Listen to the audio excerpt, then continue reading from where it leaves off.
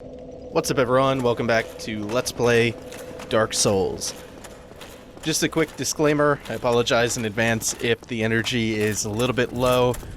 My week is still not going terribly well. Up there you can see the Tower of Duke's Archives. The earliest point in the game that you can see that is from the Hellkite Drake Bridge.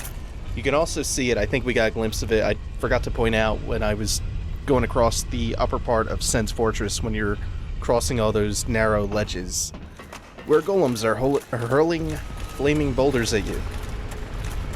But yeah, apologies again in advance if my energy is a little bit lower today, if I seem a little on edge today. I'm hoping that Anor Londo goes better than Sen's Fortress did. I'm kinda not too confident about that. But enough with the excuses. First shot gets the tail axe. I forgot you could get the tail axe off of this gargoyle. It's interesting that another gargoyle shows up here. He's much less formidable, especially because he doesn't get to have backup this time. That is exactly what I want to do right now, is just pummel on an innocent old gargoyle. And I got the rare drops. Apparently aren't so rare. In any case, though, today should be the last day of the stress. Should be back to my good old normal self tomorrow at some point. But I really couldn't put off recording this any longer. I wanted to record this much earlier. It would have been a way better idea had I done that. Because... Anyway, yeah, too much bullshitting about stuff that is not relevant to the game. So let's get into some stuff that is relevant to the game. So I got a PM asking me to explain some background info on the game that I just kind of took for granted, and really even the basics of the game, of the lore, the stuff that gets kind of touched on in the intro cinematic, but then it still isn't terribly clear unless you're really familiar with the game. So there's not going to be a ton of play-by-play coming up here for the next few minutes. Right before I do go into all of that, though, I'm gonna E.T. Bone home real quick to the bonfire and take care of something so I can be extra safe. We're gonna pull out the safety strats for the purposes of the Let's Play. So what I did when I went back to the bonfire, I wanted to upgrade the lightning spear, which, remember, we got from the Mimic in Sen's Fortress real quick. Dumped some Titanite into that, got it up to +3. And the reason that I did that was because I'm using the Black Knight Sword for this playthrough, and while it's an awesome high damage weapon, these really narrow rafters up here are a killer because of the Black Knight Sword's arc and how heavy it is. It lunges you forward, and I don't want to deal with that up here. I really don't want to deal with that up here. Because I'll swing the Black Knight Sword at one of the painted guardians that I've been fighting here. Look like some sort of members of Cobra. And I will swing the Black Knight Sword at them, and I will go plunging to my death. So, don't want to do that. Don't want to get hit with a throwing knife either, because I think that might just have enough impact to also knock me off the ledge. Don't want that. So, before I start talking about... Oh my god, I can't believe it! I can't believe he actually rolled and survived! That's ballsy. Oh well. And then, again, once again, to be safe, be extra safe, and take the bow out. And I'm gonna snipe... the chain of the chandelier would get out of my way. Be extra safe, I'm going to snipe these other two guardians instead of fighting them head on. Normally, I'd fight them head on. Not really a big problem. Is he going to fall off at some point? I'm just going to keep shooting him otherwise. Oh, he would pull out the throwing knives. He'll have to come back to me eventually. Normally, I don't like taking the time to shoot them, but I'm not feeling particularly hot today, so I would like to minimize stupid, careless deaths. That one was not going to successfully roll at me. And just plunges to his death.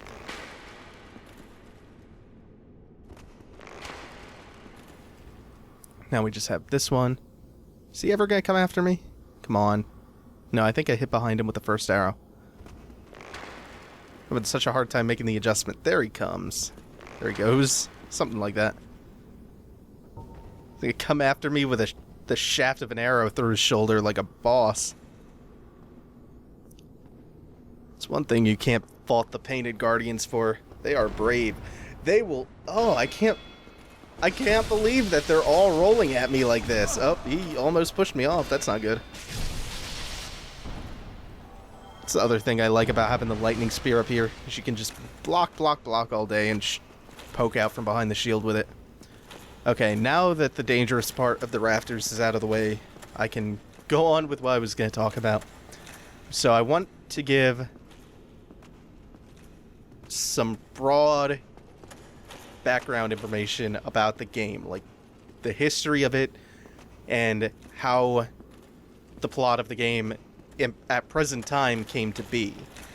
And part of that's going to be recapping what we saw in the intro cinematic, and a larger part of that... Oh, shit! Thought I was on the ladder, and I hit B to slide down, and I almost jumped straight off the fucking ledge. Oh my god, I am a fucking wreck! Part of that lore recap is going to be fleshing out what really didn't get much attention in the intro cinematic, which information that's pretty damn important to setting all of this up. So, let's start with the Age of Dragons. Long ago, the immortal dragons reigned over the land until a powerful fire was discovered, the first flame. The origins of the flame are unknown, and from what I gather, it sounds like one day it just up and appeared. Fire and souls are very, very closely connected in Dark Souls, so with the appearance of the first flame came the discovery of 4 Lord Souls, which are just very powerful souls. Gwyn found one was claimed by Nito, first of the dead, one was claimed by the Witch of Izalith, and one was claimed by the furtive pygmy. The Lord Soul that the pygmy possessed was known as the Dark Soul, and each fragment of humanity is a sprite of that Dark Soul, which is how the player, and presumably every other undead, relates back to the pygmy. The pygmy is something like the father of mankind in that way. Gwyn led a war against the dragons, enlisting aid from the other carriers of the Lord Souls, as well as his 4 knights, Artorias, Ornstein, Lordblade Kieran, and Hawkeye Go, plus his legions of Silver Knights, Seath, a scaleless outcast who would eventually betray his own kind and side with Gwyn. Gwyn wound up prevailing, and this is what in-game is known as the start of the Age of Fire, a time of prosperity for Gwyn where he reigned as a god, all thanks to the Lord Soul and the First Flame. During the height of this age, Anor Londo was built as a city of the gods, and Gwyn and his relatives resided here. And before I go on with that, I picked something up in the catacombs that I didn't explicitly point out when I got it, because I was probably too busy talking about something else. That thing is the Dark Moon Seance Ring. And what the Dark Moon Seance Ring does is, when equipped, it causes that wall and that statue in the background of the bonfire down here on the lowest level of that spiral staircase elevator, causes all of that to vanish and expose this illusion, allowing you access to talk to Dark Sun Gwyndolin and to join the Blade of the Dark Moon Covenant, which I will be talking about probably later in the episode, maybe the next one, depending on how long the lore recap takes. But now I'm going to head down the stairs, and we're going to hear a little bit from Gwyndolin before I step through the fog gate and annihilate his ass. The great Lord Gwyn, tarnished it shall not be by the feet of men. If thou art a true disciple of the Dark Sun, cast aside thine ire. Hear the voice of mine self, Gwyndolin, and kneel before me.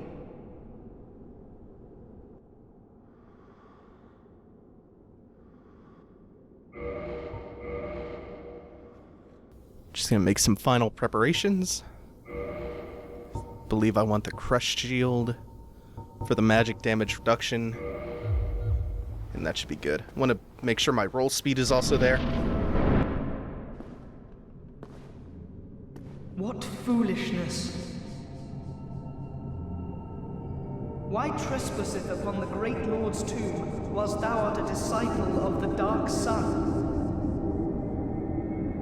Mark the words of myself, Gwyndolin.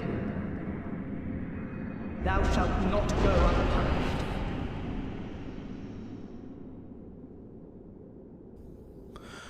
Okay, so I had a bit of a dumb death to Gwyndolin.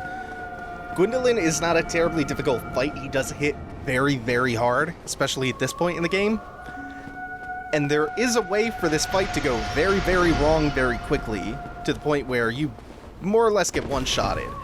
And it's a very rare thing to have happen, but when it does happen, it leaves a very nasty bruise. What happened was that attack, the homing soul arrow attack, he formed all of the projectiles around him just as I closed to melee range, so they all formed and converged almost instantly, and I didn't have time to get out of the way, and my dodge roll was just off enough that that I got killed. That's pretty much the whole fight, though. He has 3 attacks. I'll get to talking about him in just a moment, because when I left off on this little lore recap, I was actually just about to get around to all that. So I was in the middle of saying that Anor Londo was built as a city of the gods, and this is where Gwyn and his relatives lived. His daughter, Guinevere, who is revered as a goddess of fertility, his son, Gwyndolin, who we're currently fighting, was born under the sign of the moon and raised as a daughter. And his firstborn son, the god of war, who is most likely either not in the game at all or is Solaire himself. There was some cut content indicating that Andre, the blacksmith just outside of Darker Garden, was supposed to be Gwyn's firstborn, but again, cut content, so it's not really relevant here.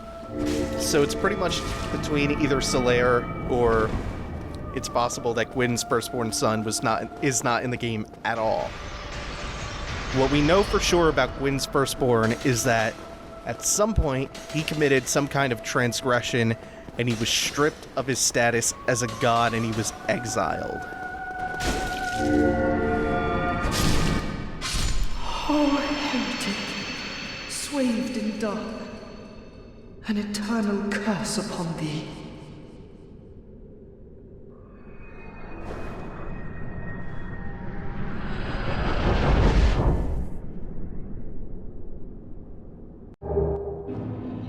Meanwhile, Seath was made a duke and allowed to conduct research on the nature of immortality in his archives, and was given virtual carte blanche to carry out these really twisted experiments on subjects that his snatchers, remember the channelers, like the guys we fought in the Undead Chapel right before the gargoyles?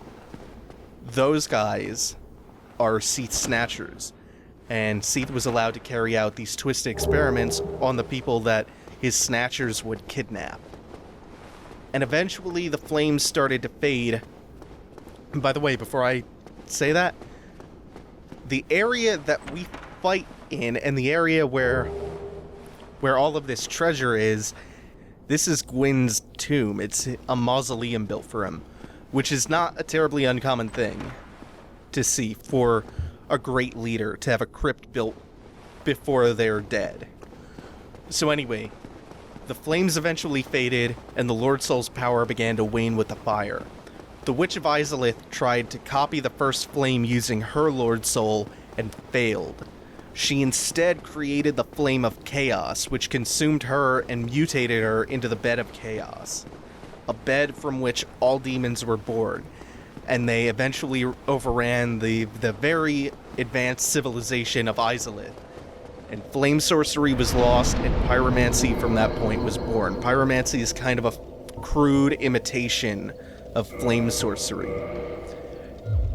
And the Witch of Izalith, her children fled, but all except for one were disfigured as a result of her experiment. Out of desperation, Gwyn burned his own soul to link the flames, charring the Silver Knights and turning them black in the process, and thus extending the Age of Fire. The primordial serpent Frampt and Gwyndolin, who we just murdered, have since taken up the duty of coaxing powerful undead champions into sacrificing themselves to link the flames once again, and to further extend the Age of Fire. At some point, and I'm not sure where this falls along that entire timeline, at some point, Gwyn split his Lord Soul into fragments and gave a fraction of it to Seath, and another to the four kings of New Londo. New Londo was eventually overcome by the Abyss, which is kind of like this dark miasma. And the city was flooded to prevent the Abyss from spreading further. We'll see way more of the Abyss soon. Probably right after Anor Londo, actually. As for the present, we have rung both Bells of Awakening, which is the signal for the Gatekeeper, or was the signal for the Gatekeeper giant in Sen's Fortress, to raise the portcullis and let whatever undead warrior capable of accomplishing such a feat through to test him or herself in Sen's Fortress. We made it through Sen's Fortress, which again, proving grounds to enter Anor Londo, and we were allowed to enter the City of the Gods after defeating the Iron Golem. We are here in Anor Londo to claim something called the Lord Vessel, which is meant to be placed in front of the doors to the Kiln of the First Flame. Inside the Lord Vessel, we are meant to place the 3 remaining Lord Souls, because remember that while Gwyn's Lord Soul was only fractured and given out to the 4 kings in Seath, the Pygmy's Dark Soul was fragmented over and over and over and over again, possibly for 1,000 years or longer. Once the Lord Souls are burned in the Lord Vessel, we can make our way through to face Gwyn, and we can choose to either link the flames once more, or let the flames fade and begin the Age of Darkness. And when I hear myself describing it like that, all of this sounds like the most awesome episode of Legends of the Hidden Temple ever. The choice is yours, and yours alone! And we are getting close to the end of the episode. And next episode, we will start the Painted World of Ariamis. But real quick, before we get to that point, the corpse over here in the corner is the corpse of Black Iron Tarkus, who so valiantly assisted us with the Iron Golem fight and soloed that bitch. Tarkus made it all the way through Sen's Fortress, only to have his exceptionally heavy, unwieldy armor and weapon work against him on the rafters. And he fell to his death and was presumably dragged to the corner, where we find all of his gear.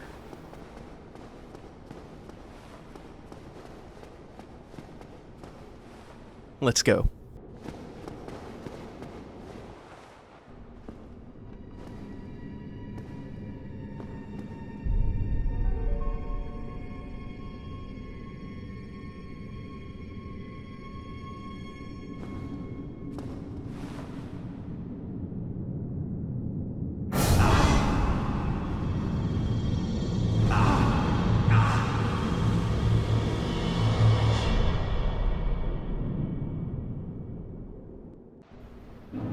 This is Painted World of Ariamis, and I have plenty to say about this place. It's one of the cooler areas in the entire game. Actually, color palette around here, some of the fog effects kind of remind me of Ash Lake. Wonder if they're connected at all. Oh well, that's a topic for the next episode. But real quick, before I cut the episode, the way you get to the Painted World is you have to come to the painting, and you need the peculiar doll, which remember you get in the cell that you were locked in at the beginning of the game when you revisit the asylum. And on that note, thank you guys for watching. Take it easy. Have a good one.